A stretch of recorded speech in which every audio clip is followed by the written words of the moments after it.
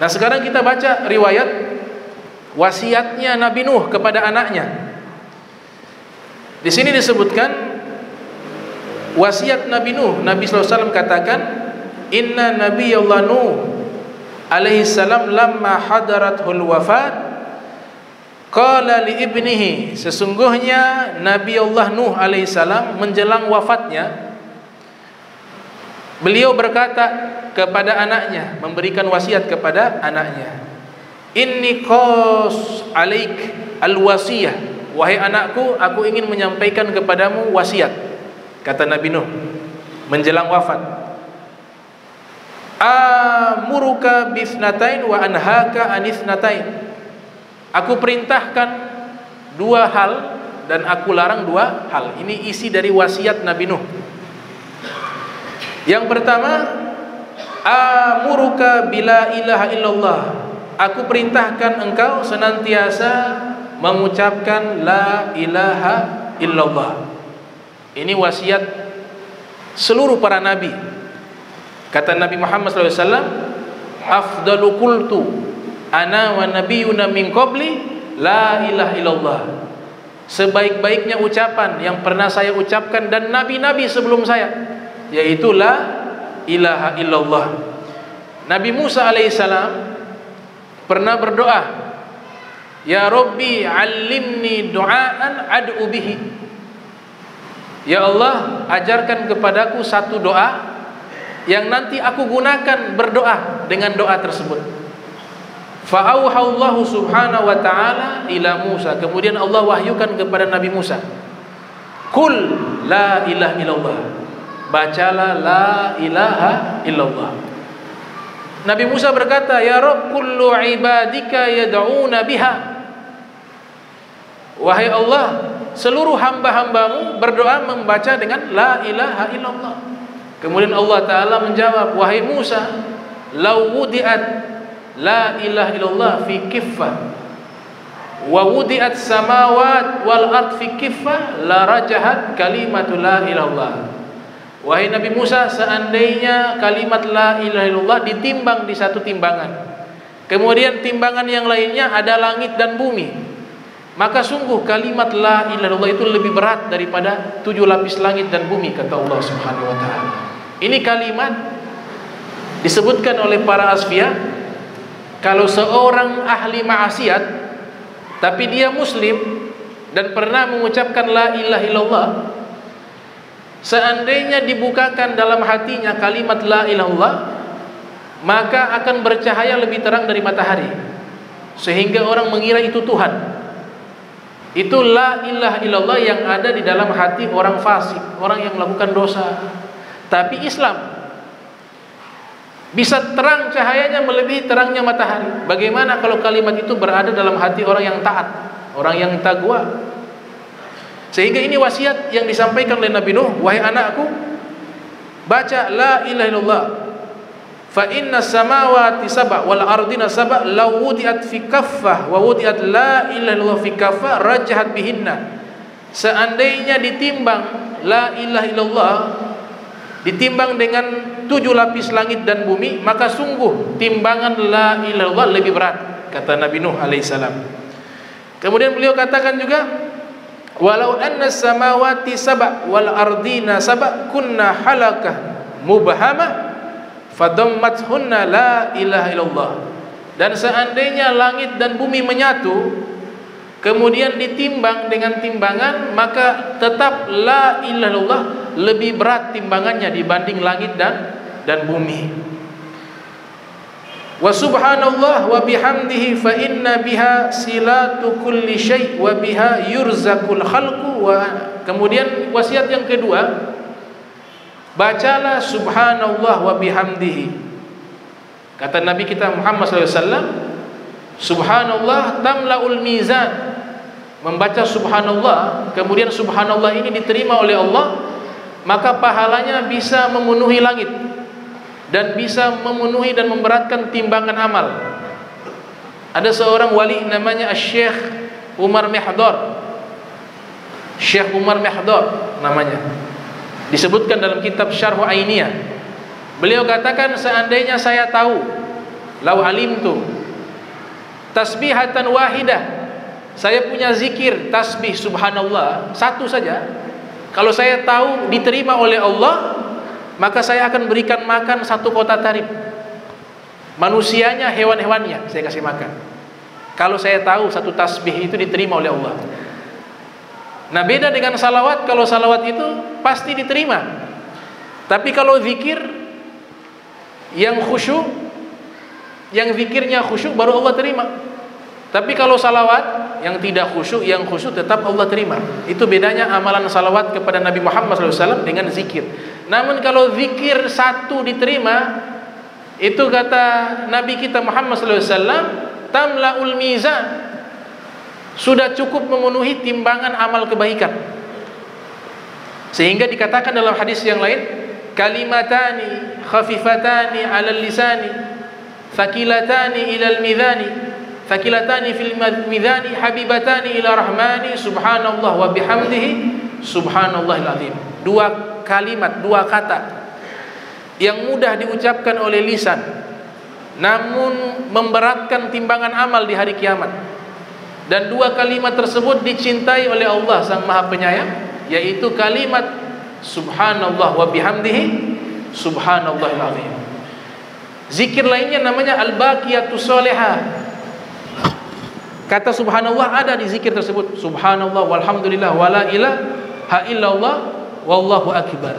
Al-Imam Al-Ghazali yang lahir 450 Hijriah, meninggal 505 Hijriah, dalam kitabnya Bidayatul Hidayah mengatakan, kita kalau masuk masjid, Nabi SAW kan melarang duduk sholat dulu.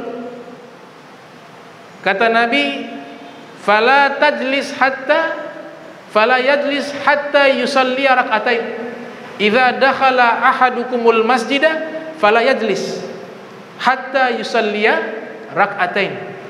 Nabi bersabda, apabila seorang di antara kalian masuk masjid, idza dakhala ahadukum masjida fala yajlis, jangan duduk, sholat dulu 2 rakaat. Namanya sholat apa? Sholat tahiyatul masjid. Kalau kita sudah duduk, sunnah sholat tahiyatul masjid hilang. Jadi yang membatalkan sholat sunnah tahiyatul masjid adalah duduk. Kita masuk posisi berdiri, tidak duduk, habis azan kita sholat, dapat tahiyatul masjid, niat sholat sunnah tahiyatul masjid. Tapi kalau kita duduk, sholat sunnah tahiyatul masjid hilang kesunahannya, karena batal dengan duduk. Karena Nabi katakan apa? Fala yajlis, jangan duduk, hatta yusalli rak'atain, hingga kalian sholat 2 rakaat. Namun kalau ada yang lupa, atau mungkin waktunya mepet, misalnya sudah masuk khotib, sudah khutbah. Kalau masih awal-awal khutbah masih bisa itu 2 rakaat, karena ada hadisnya. Tapi kalau kita datang sudah terlambat, sudah di tengah-tengah khutbah baru datang, maka tidak perlu lagi sholat sunnah tahiyatul masjid, tapi kita duduk, kemudian kita mendengarkan khotib sambil kita membaca di awal duduk kita, subhanallah walhamdulillah wala ilaha illallah wallahu akbar. Maka itu sudah mengganti sholat sunnah tahiyatul masjid. Sama halnya di luar Jumat juga demikian. Masuk terlanjur duduk, biasa sholat tahiyatul masjid, tapi karena sudah duduk, maka kesunahannya hilang. Kita gantinya dengan apa? Dengan zikir subhanallah walhamdulillah wala ilaha illallah wallahu akbar. Jadi ini luar biasa kalimat-kalimat suci la ilaha illallah dan subhanallah wa bihamdihi subhanallahil azim. Sehingga ada namanya hadis mata rantai emas. Hadis namanya musalsalatun zahabiyah, hadis mata rantai emas. Al-Imam Ali Ridha waktu datang di kota Naisabur, ada 2 ulama hadis, yang satu bernama Abu Zur'a sama Muhammad At-Tusi.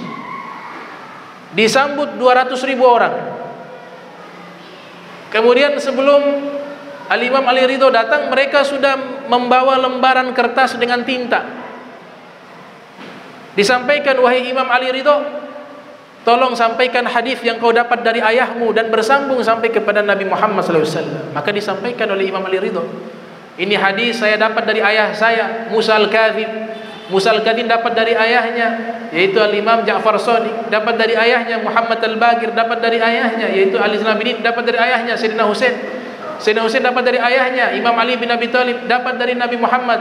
Nabi Muhammad dapat dari malaikat Jibril, Jibril dapat dari malaikat Mikail, Mikail dapat dari Israfil, Israfil dapat dari Allah. Allah berfirman, kalimatul la ilallah hisni, faman qalaha dakhala hisni, wa man dakhala hisni amina min azab. Kalimat la ilallah adalah benteng pelindung.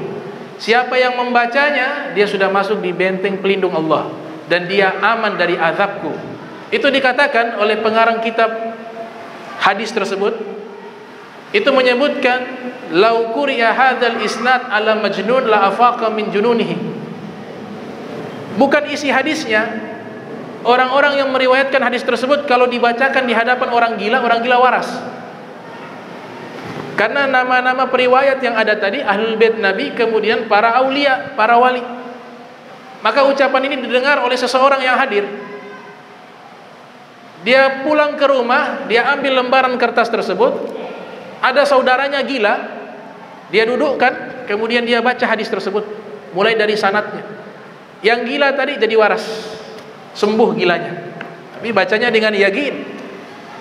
Gubernur yang hadir ketika hadis itu disampaikan, ditulis oleh Al-Imam Abu Zur'ah. Abu Zur'ah ini salah satu murid daripada Imam Bukhari dan Al-Imam Muhammad At-Tusi. Gubernur memberikan wasiat kepada keluarganya, kalau saya meninggal dunia, tolong kuburkan saya dengan lembaran kertas hadis tersebut. Maka ini sang gubernur meninggal dunia, wasiat tersebut dilaksanakan, dikuburkanlah itu bersama kertas yang berisikan hadis Nabi Muhammad SAW. Masuk ke dalam kuburan, para ulama yang ada di Naisabur serentak mimpi. Mereka bermimpi itu gubernur dosanya diampuni oleh Allah dan dimasukkan ke dalam surganya. Ditanya, wahai gubernur, amalan apa yang kau lakukan? Dia katakan, karena berkat hadis yang dikuburkan bersamaku. Hadis kalimat tadi, la ilaha illallah. Nah, ini dua wasiat dari Nabi Nuh alaihissalam. Kemudian Nabi Nuh juga melanjutkan dua larangan dari wasiat Nabi Nuh adalah anisyirki wal kibri, dilarang syirik dan kibri, sombong. Kemudian ada yang bertanya, ya Rasulullah, kalau syirik kami tahu, tapi makna sombong ini apakah?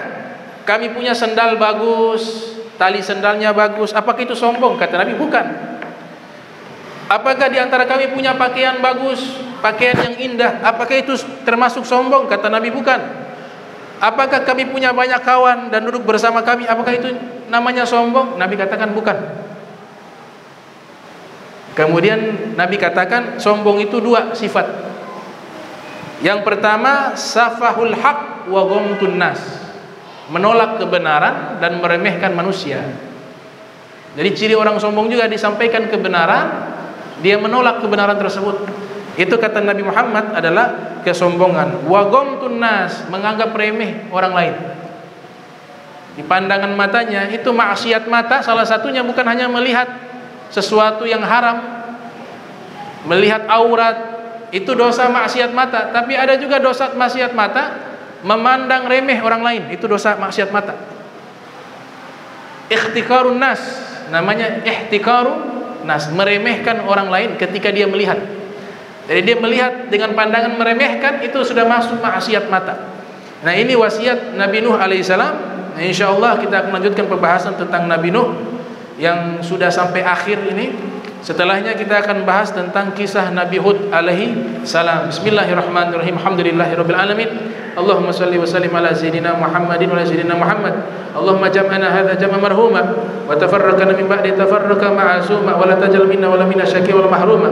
Allahumma nafi qulubana an ta'alluqi biman dunak waj'alna min qaumin tuhibbuhum yuhibbunak. Subhanaka bihamdika asyhadu an la ilaha illa anta astaghfiruka wa atubu ilaik. Wa sallallahu alaihi Muhammadin wa ala alihi wa sahbihi wa baraka wa sallam. Wa assalamu alaikum warahmatullahi wabarakatuh.